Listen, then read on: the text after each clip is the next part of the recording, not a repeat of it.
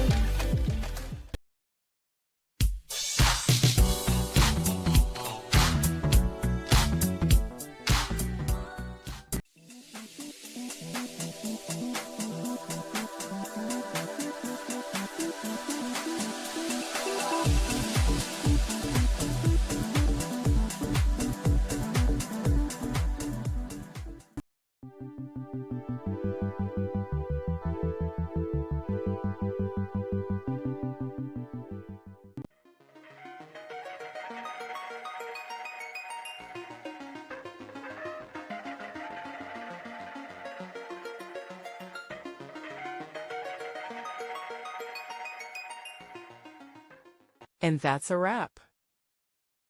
I hope you found the answer you were looking for. If you did, take a second to hit that subscribe button. It really helps out.